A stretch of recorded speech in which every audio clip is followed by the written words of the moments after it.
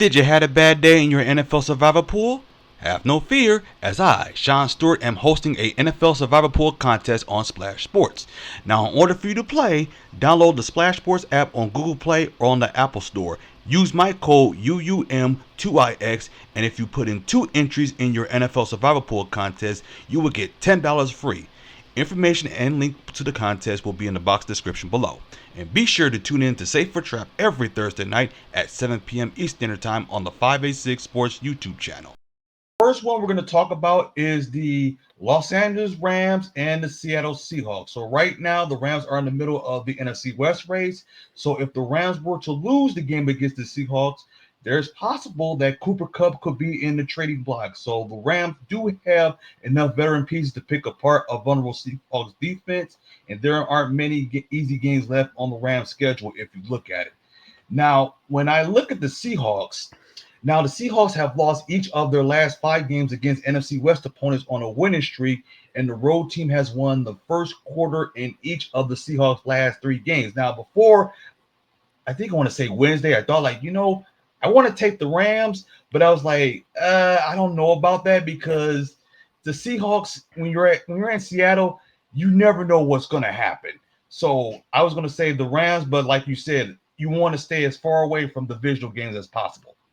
Yeah, and there's a lot we don't know, right? If the Rams are serious about trading Cooper Kupp, which I don't think they are, but the rumors are out there. There's also been rumors of them trading Matthew Stafford. Do they limit them, especially Cooper Kupp in this game? Can they just pull him out third quarter? Like, let's say it's halftime or third quarter and they're down by 20 points, 21 points. Do they just not play Cooper Kupp, run the risk of injuries because he's going to get traded? That could happen. Again, I stay away from divisional games. The spread on that game is not great. I think it's a 1.5 point spread. Going to the Rams. Yes, no DK Metcalf for Seattle, but they have Lockett and Jackson Smith and Jigba. They have Noah Fant, the tight end, who's picked up well. Jake Bobo's filled in. Again, divisional matchups for me are just, you never know. Especially, I don't like picking road teams, so it'd be really hard for me to pick the Rams there in a divisional game with a close spread.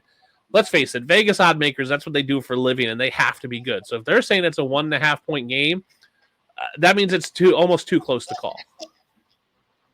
Exactly. That's like, no. And by the way, that is Fox's game of the week. Well, everybody's going to watch the Detroit and Green Bay game.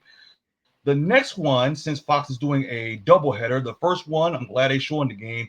It is the Dallas Cowboys and the Atlanta Falcons. Actually, I look at that game, I was like, the Cowboys defense is not that good because they did lose to the San Francisco 49ers, by the way. In Atlanta, they have shown cracks on the defensive side of the ball, and that's going to allow Dak Prescott to get back on track. And I'm really not confident in that. This is another one I'm very not confident. I'm very not confident with the Cowboys passing game because you never know what type of Dallas Cowboys team you're going to pick. And you also got to look at Kirk Cousins. Now, at least with Kirk Cousins, you know what to expect when it's a day game. But when it's a night game, primetime game, that's when you be like, what happened? Especially in fantasy football, because I'm very wary of Kirk Cousins. Yeah, I mean, this game was interesting to me. It's only a 3-point spread. Atlanta's getting 3 points, which is like the home team bump, but it's a 51.5 over under. That means telling me they're expecting lots of scoring. Again, I think Dallas, what they're good at is short passes, getting CeeDee Lamb in the slot, having him run over the middle. I think that's where Atlanta's defense excels. And same thing with Atlanta. I think Atlanta is really good using Kyle Pitts running the ball against Micah Parsons. I just think it's a defensive, offensive, strength-on-strength matchup, so I think it could just be a really tight game. It just, to me, looks very tight at a 3-point over-under. Again, I'm avoiding. I think it's going to be a fun game to watch. I'm looking forward to watching this game. I just don't want to bet on this game because there's too much unknown there. Like, it's just going to be. I was like this. Yeah, it could be. This could easily be the highest scoring game of the season, or it could be like a 10-3 game. Like, it could just be absolute dog water because Cousins and Dak both get in these modes where they can just start through. They can have games where they have 5 interceptions each, and we could see this game where it's just a bunch of garbage. So I don't want that. There's much better matchups this week. If you're desperate, which you shouldn't be desperate in week 9, I think there's just better matchups for me when I'm looking at a survivor pool this week. Right. Now, here's another one I have also been looking at because I did say Fox is doing a doubleheader. Now, this is the nationally televised game. That is the Detroit Lions against the Green Bay Packers. Now, I want to remind everyone that this is the first game that Detroit is playing outdoors. Now, last week, I did pick the Detroit Lions against the Tennessee Titans because Detroit was favored by 11. That's legit. And then Green Bay, they almost lost to Jacksonville because Green Bay couldn't have blown out Jacksonville. And then there's a rumor that about Jordan Love's status, but again, it's like you said, stay away from this, stay away from the division rivalry game, and we don't know how this Detroit Lions team is going to play now they're outside because most of the games they've been playing so far this year has been dome games. And it's not just outside; it's in Green Bay, and Green Bay has like a 90% chance of rain. So you're talking it could be just a wet, cold, windy. Even if it doesn't rain, you're looking at probably high winds. I don't like that for either end. If you're talking a Jordan Loveless Packers and the Detroit Lions team outdoors in the wind and rain, no, I don't want that. It's an old school football game where I think it's going to be a lot of running the ball, but that just means that if you're talking a wet field, wet football, that too many turnovers, that game of inches becomes too much for me. Exactly. No, I'm good. Yeah, weather's going to play a big factor in that game. Right. Because usually recently they have been putting that game recently on national television because before then they wouldn't show the Lions and Packers. No, I mean the Lions haven't been good until last year, really. So they're always a year behind. So going in when they made the schedule for last year, no one expected the Lions to be great. They came out, had a really good year. Obviously, this year they're going to get more nationally televised games. We knew the Packers were good last year. So again, even the Packers last year we didn't know. So I think you're looking at two up-and-coming teams in a tough division. I think you're going to see these teams on national television a lot more in the years to come. I absolutely agree. Now, here's one. It is the Chicago Bears and the Arizona Cardinals because the Cardinals are favored by 1. As you know, Chicago Bears lost to Washington in a Hail Mary. I did see that video. That was crazy. That was kind of bad. And then all of a sudden, Arizona beat Miami, and the person that actually picked Arizona over Miami was Gronk. I was like, unbelievable. So I know he's happy. Now, after Arizona plays Chicago, they also got to play the Jets, and then after that, they got a bye week. So right now, the Cardinals are whoever thought the Cardinals were first place in the NFC West, because I would never thought the Cardinals would ever be first in the NFC West, but I expect them to be better than they were last year. And plus, they got a new head coach. So that also plays a part in that. Yeah, I mean, the Cardinals are good. They're, again, I don't want to say up-and-coming team, but I think they are a little bit, right? We haven't seen Kyler Murray for a full season in a long time. Obviously, they got Marvin Harrison. Obviously, we know the Bears are up-and-coming with Caleb Williams. To me, it's what is Caleb Williams in that Bears offense, because we've seen them be good. We've seen them be not so good. Like, even the Washington game, like, yes, they were winning, but they weren't, like, lighting the world on fire on offense. They were just okay. And Arizona's the same way. Like, they have been really spectacular and fun to watch, but they've also had games where you watch and look at the games and you're like, what is going on? Like, how did you guys not score, more than 15 points? Like, what are you doing? So when you're talking survivor pools, again, a one point spread, going to Arizona, not a huge bump there. So again, expected to be a close game. I don't want a game that's projected to be a 15-17 game. Like, it's just not a ton of points there. I think it's a 44-point over-under. Like, that's 20 to 22 game, right? That's what you're looking at there. So I'm not really looking at a high-scoring game. One bounce of a ball and a fumble going to the other team can honestly swing that the wrong way. So again, I think you have better options. Should be a fun game. I'm excited to see Harrison go against Caleb on some level in that stage. After Caleb just kind of lost to Jaden Daniels. Even though they don't play head-to-head, there still is that kind of rookie rivalry. So it'll be interesting to see. Fun game to watch, but I'm not willing to take a piece of that in any sort of betting action. Exactly. Now, there are 2 games. There's actually a couple of games because we did say a couple of games you could also look at. Looking at what else I'm looking at? I'm also looking at the Bengals over the Raiders because the Bengals haven't won a home game this year because they could have beat Philly, but Bengals just fall flat into their face because let's be honest, the Raiders are not that good. Because if you look at the Bengals, they're actually 7.5. So that's not a bad number because if you look at the points that Cincinnati's putting is 24.4 points per game, while Raiders is 18th, and plus they don't have Devontae Adams. Yep. And I look at that Raiders, I'm like, they probably can't. The Raiders defense probably couldn't stop Cincinnati. I'm like, you might as well take Cincinnati. Yeah, this is one of the two games that I'm looking at. I think Cincinnati is one of the games that I would lock in on a survivor pool this week. When you're talking about a 7.5 point spread, and you're looking at a 40, I think it's a 43 point over under. Let's see here, what is that? Yeah, it's a 46. So they're expecting the Bengals to score 27 points almost. And that means that if you're talking about that differential, right, the Raiders are only scoring 18, but giving up 26, almost a 10-point differential in what they're giving up, what they're scoring. That's 2 scores. That gives me plenty of margin for something to go wrong on one of the Bengals drives. The Bengals still should win. I'm willing to lock in the Bengals. There's one other matchup I like better, but if you haven't, we can get into that matchup, but if you haven't used the Bengals, I think this is a great way to use the Bengals. T. Higgins probably not going to play, but he may not play the rest of the season. He might get traded. So the Bengals are still clicking on offense right now. You still have Joe Burrow and Jamar Chase, who are an elite duo in the league. They've had a decent passing game, with the other guys, Andre Yosevach, Chase Brown, Mike Gesicki, and Eric All at tight ends.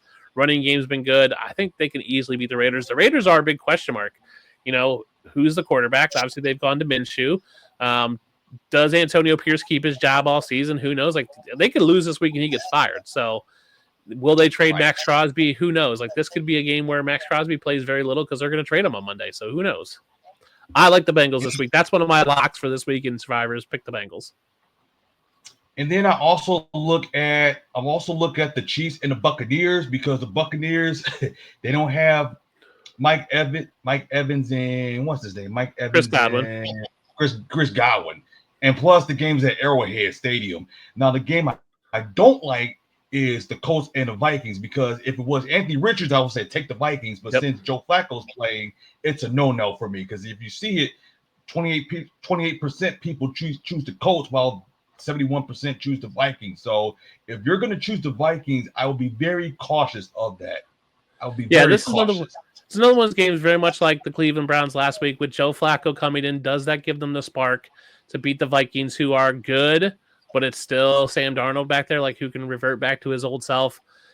Chiefs, Buccaneers is a good one. It's a Monday night game, so you're going to be sweating all weekend.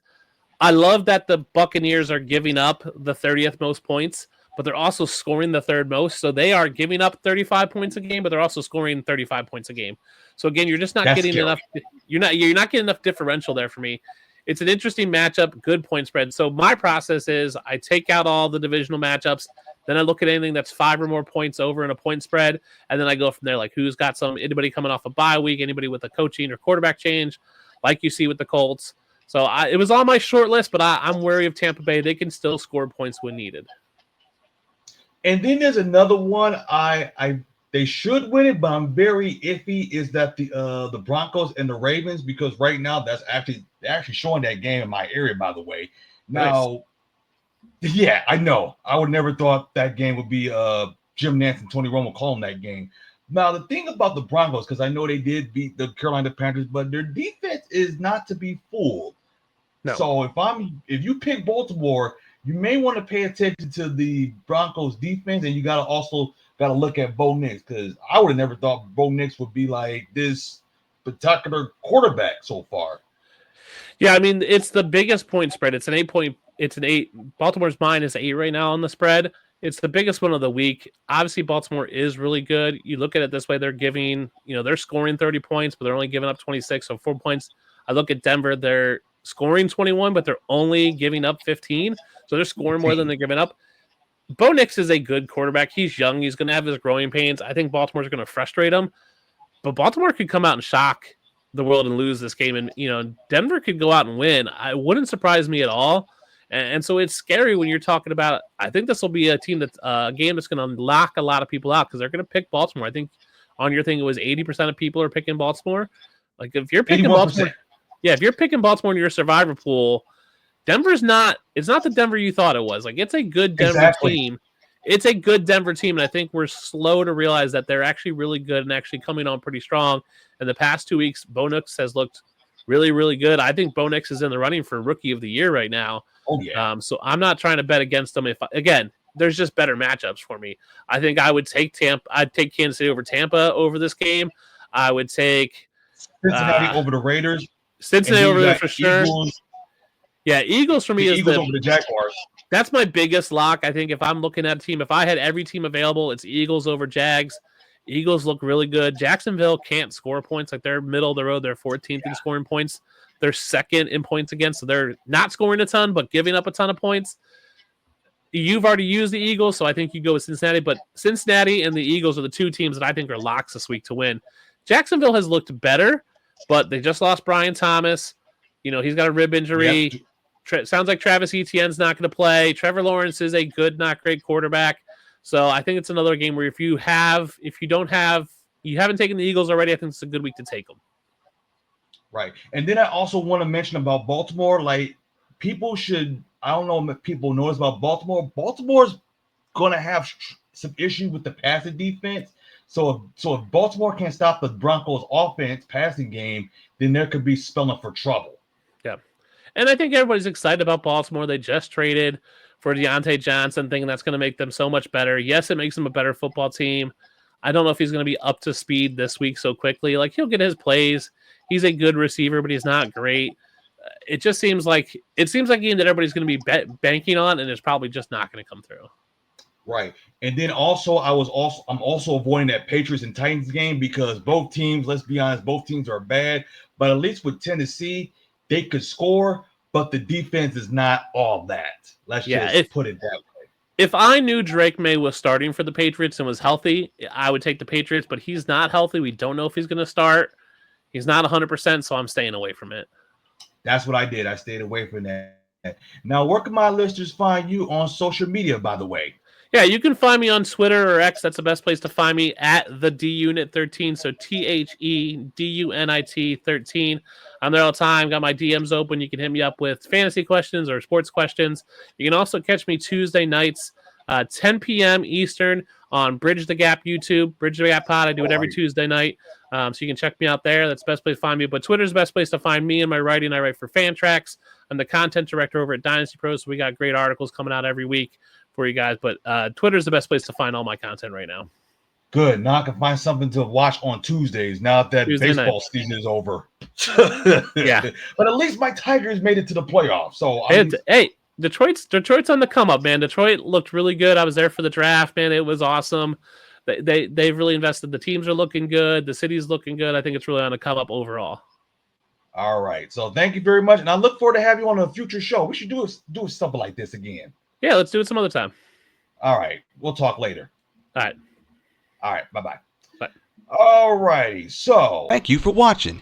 If you like what you just saw, be sure to like, comment, share, and subscribe to this channel. And be sure to follow us on X, Instagram, TikTok, Threads, and LinkedIn. See ya.